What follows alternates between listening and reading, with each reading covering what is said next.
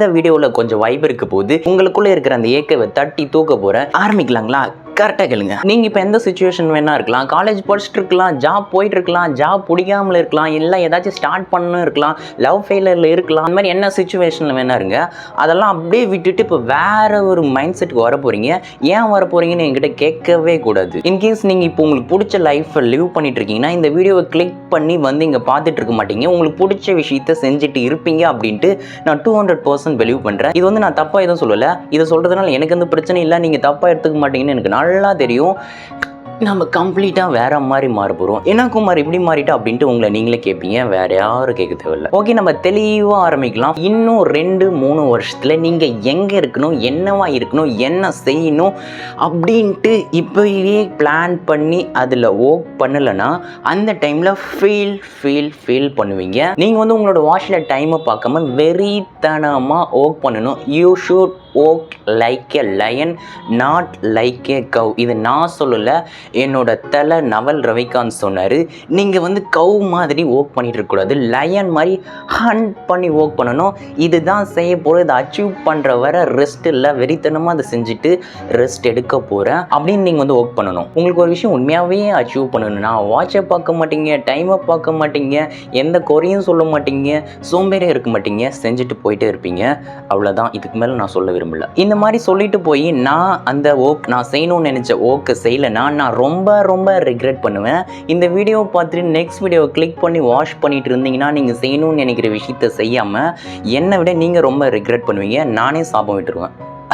Okay, ஒரு விஷயத்தை plan பண்ணி அச்சீவ் பண்ணுறவங்களுக்கும் நமக்கும் என்ன டிஃப்ரென்ஸ்னு அப்படியே சொல்லிட்டா, நம்ம இன்ஸ்டாகிராம் யூடியூப்பை ஸ்க்ரோல் பண்ணிவிட்டு மறுபடியும் ஃப்ரெண்ட்ஸ் ஃபேமிலி கூட நல்லா பேசிட்டு வெளியில் நல்லா சுற்றிட்டு நல்லா சேட் எல்லாம் பண்ணிவிட்டு படம் பார்த்துட்டு அப்படியே ஜாலியாக சுற்றிட்டு இருப்போம். ஏதோ ஒரு பிளான்னு நினச்சி ஒரு கோலை செட் பண்ணியிருப்போம். 2 வீக்குக்கு அப்புறம் என்ன கோல் செட் பண்ணனே மறந்துட்டு இந்த வீடியோவை வாட்ச் பண்ணிட்டு இருப்பீங்க அப்படின்னு நல்லா தெரியும், இன்க்ளூடிங் மை செல்ஃப் தான். இந்த மாதிரி நம்ம செஞ்சுட்டு இருந்தீங்கன்னா ஒரு டைம் லூப் மாதிரி மாட்டிக்கும். எழுவீங்க, இன்ஸ்டாகிராம் நோண்டுவீங்க, சாப்பிடுவீங்க, தூங்குவீங்க, வெளியில் சுற்றுவீங்க, இதே மாதிரி போயிட்டே இருக்கும். நீங்கள் செய்யணும்னு நினைக்கிற அந்த விஷயத்தை மட்டும் செய்ய மாட்டீங்க, அந்த அச்சீவ் பண்ணணும்னு நினைக்கிற அந்த விஷயத்தை மட்டும் அச்சீவ் பண்ணவே மாட்டோம். இது மட்டும்தான் நான் புரிஞ்சுக்கிட்டது. ஓகேப்பா, you should work like a mad man, you should work like a fool. நீங்கள் செய்கிற ஒர்க்கில் உங்களை அப்படியே இமர்ஸ் பண்ணி ஃபூல் மாதிரி ஒர்க் பண்ணிட்டு இருக்கணும். அந்த விஷயத்தை அச்சீவ் பண்ணுறவரை, அது சின்ன விஷயமா இருக்கட்டும் பெரிய விஷயமா இருக்கட்டும், அந்த விஷயத்தை அச்சீவ் பண்ணுறவரை ஃபூல் மாதிரி ஒர்க் பண்ணிட்டு இருங்க. எழுந்து இன்ஸ்டாகிராம் நோண்டிட்டு அந்த விஷயத்தை என்னால் செய்ய முடியல அப்படின்னு சொல்லிட்டு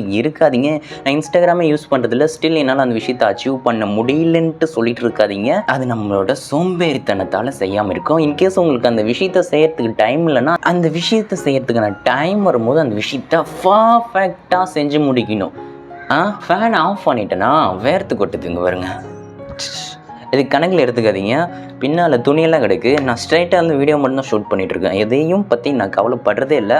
இந்த விஷயத்தையும் பேசுகிறோம். ஓகே, அடுத்த விஷயம், நீங்கள் எதுக்காக வெயிட் பண்ணிகிட்ருக்கீங்க? கரெக்டான டைமுக்காக, ஒரு கரெக்டான பார்ட்னருக்காக. உங்களுக்கு எல்லா விஷயத்தையும் செஞ்சு கொடுப்பாங்க, அதை செஞ்சு முடிச்சுட்டு போயிடலான்னா, இல்லை உங்களை கைட் பண்ணுறதுக்கு யாரும் இல்லை அப்படின்னு வெயிட் பண்ணிகிட்ருக்கீங்களா? இல்லை உங்ககிட்ட ஒரு நல்ல ஃபோன் இல்லை, நல்ல எக்யூப்மெண்ட் இல்லை, i9 ப்ராசஸ் இருக்கிற லேப்டாப் இல்லை அப்படின்ட்டு எதுக்காக வெயிட் பண்ணிகிட்ருக்கீங்க? எந்த விஷயத்துக்காக வெயிட் பண்ணிகிட்ருக்கீங்க? அந்த ஒரு விஷயத்தை செய்யறதுக்கு. இன்கேஸ் அதை செய்ய ஆரம்பிச்சு நடுவில் ஏன் ஸ்டாப் பண்ணீங்க அப்படின்ட்டு எனக்கு ஆன்சர் சொல்லுங்கள். நானும் ஆன்சரை எழுதி வச்சுருக்கேன். ஆன்சரே இல்லை, சும்மா சோம்பேறித்தனத்தால் செய்யாமல் இருந்திருக்கேன்.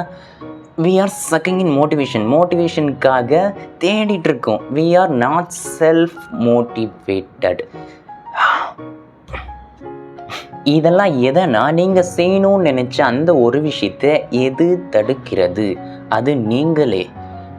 மோஸ்ட் கேசஸில் எக்ஸ்டர்னல் கிடையாது, இன்டர்னல் ப்ராப்ளம். அடுத்த விஷயம், பீப்புளுக்கு வந்து அறிவே கிடையாது, இன்க்ளூடிங் மை செல்ஃப். இது ஒரு நிமிஷம் அப்படியே மறந்துடுங்க. Every human capable to do anything. எல்லாரும் எல்லா விஷயத்தையும் செய்யறதுக்கான கேப்பபிள் இருக்குது. உங்களுக்கு இங்கிலீஷ் பேச வரலன்னா நீங்கள் அதை ப்ராக்டிஸ் பண்ணல. உங்களுக்கு ஒரு இடத்துல பேச வரலன்னா அது நீங்கள் ப்ராக்டிஸ் பண்ணல. உங்களால் கிளைண்ட்டை கெட் பண்ண முடியலனா அது நீங்கள் செய்யலை. உங்களால் பிஸ்னஸ் ஸ்டார்ட் பண்ண முடியலனா நீங்கள் அதை ப்ராக்டிஸ் பண்ணல, அது உங்களுக்கு தெரியல. அது தப்பு உங்கள் மேலே அப்படின்ட்டு நம்ம மேலே தான் அந்த குறை இருக்குது. ஓகேவா? நான் சொன்ன மாதிரி எல்லா ஹியூமனாலையும் எல்லா விஷயத்தையும் செய்ய முடியும்.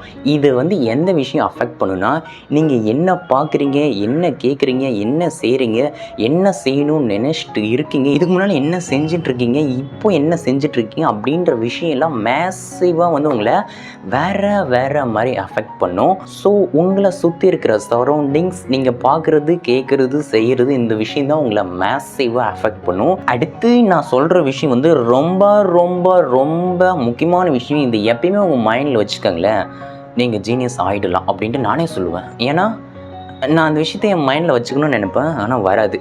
ஹியூமன்ஸ் எல்லாம் யாருன்னா, ஹியூமன்ஸ் ஆர் எமோஷ்னல் கிரியேச்சர்ஸ். எப்பயுமே எமோஷ்னலாக தான் திங்க் பண்ணவங்க. 90% ஆஃப் டைம், 10% ஆஃப் டைம் லாஜிக்கலாக திங்க் பண்ணுவாங்க. லாஜிக்கலாக திங்க் பண்ணால் ஒரு ப்ராப்ளத்துக்கு சொல்யூஷன் கிடைச்சிரும். கன்சிஸ்டண்ட்டாக இருப்போம், மோட்டிவேட்டடாக இருப்போம், எல்லாத்தையும் ஈஸியாக எடுத்துக்கிட்டு வேறு மாதிரி செஞ்சுட்டு போயிடுவோம் அப்படின்ட்டு அந்த மைண்டுக்கு தெரியும்.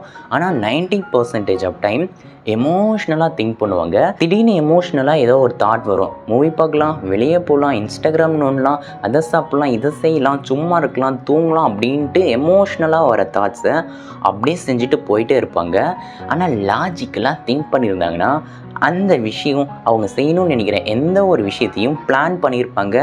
வெறித்தனமாக அதை செஞ்சு முடிச்சுட்டு போயிட்டே இருப்பாங்க. நான் ஆல்ரெடி சொன்ன மாதிரி every human capable to do anything அப்படின்னு ஆல்ரெடி சொல்லியிருக்கேன். ஸோ நம்ம எமோஷ்னலாக திங்க் பண்ணுறதை அப்படியே நிறுத்திட்டு லாஜிக்கலாக திங்க் பண்ணணும். இந்த விஷயத்தை மைண்டில் வச்சுக்கோங்க.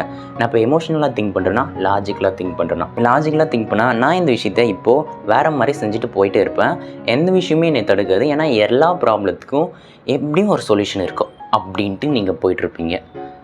ஐயோ, என்னால் ஒரு ஜாபை கெட் பண்ண முடியல, செய்கிற ஜாப் பிடிக்கல, நான் பிஸ்னஸ் ஸ்டார்ட் பண்ணணும்னு நினைக்கிறேன், ஸ்டார்ட் பண்ண முடியல, அந்த பொண்ணு என்னை லவ் பண்ணல, எனக்கு அறிவே இல்லை, என்னால் ப்ரொடக்டிவாக இருக்க முடியல, அது செய்ய முடியல, இதை செய்ய முடியல, எதுவுமே செய்ய முடியல அப்படின்னு நினச்சிங்கன்னா கண்டிப்பாக உங்களுக்கும் எனக்கும் அறிவே இல்லை. ஓகேவா? ஸோ முடிஞ்ச வரை எமோஷ்னலாக திங்க் பண்ணுறதை விட்டுட்டு லாஜிக்கலாக திங்க் பண்ணுங்கள். நீங்கள் 10 வருஷத்துக்கு அப்புறம் என்ன செய்யணும், எங்கே இருக்கணும் அப்படின்றத இப்போவே உங்கள் நோட்டில் எடுத்து எழுத முடியும். அப்படின்னும் போது அடுத்த வாரம் என்ன செய்யணும், அடுத்த மாதம் என்ன செய்யணும், நாளைக்கு என்ன செய்யணும் அப்படின்ட்டு அதை எழுதி வச்சு அந்த விஷயத்தை செஞ்சு முடிக்க முடியும். ஆல்ரெடி சொன்ன மாதிரி every human capable to do every thing.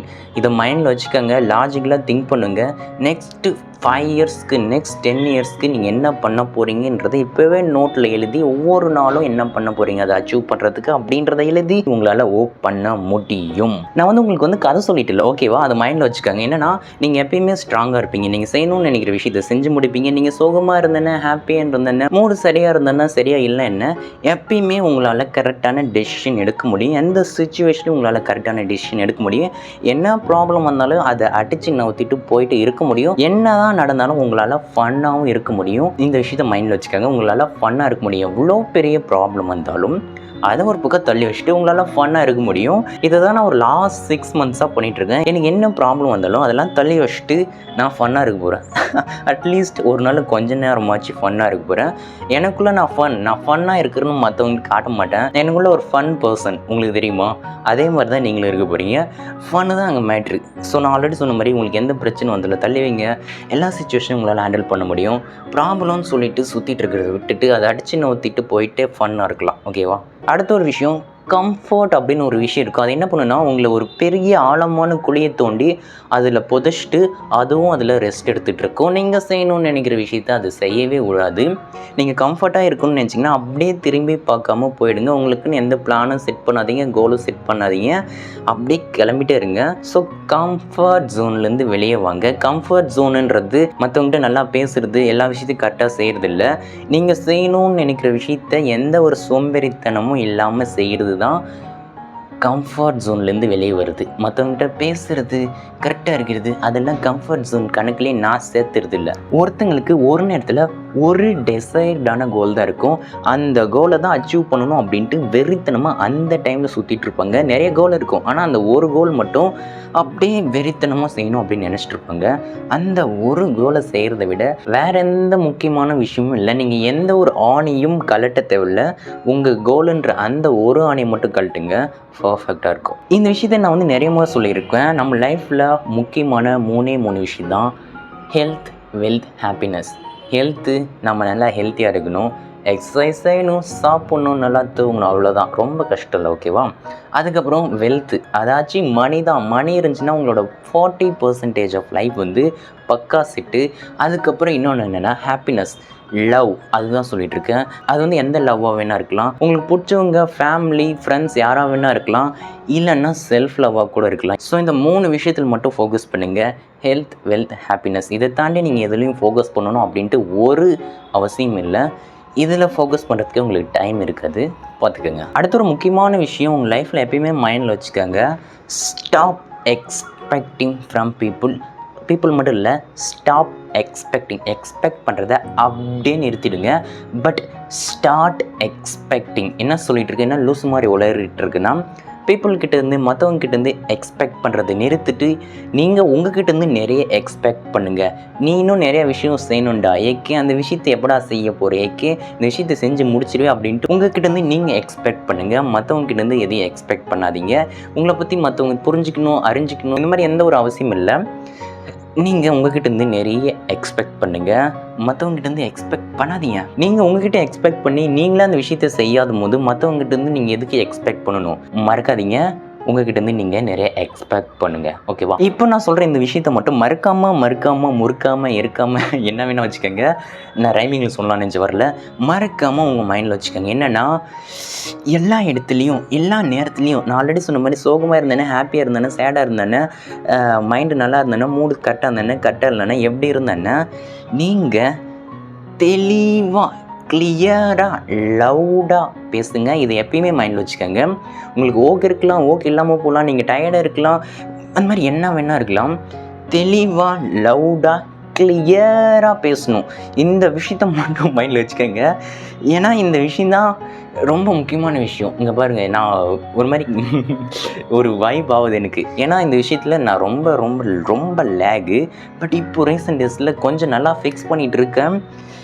இன்னும் ஃபிக்ஸ் பண்ணணும் அப்படின்றதா நான் என்கிட்டருந்து ரொம்ப எக்ஸ்பெக்ட் பண்ணுறேன்.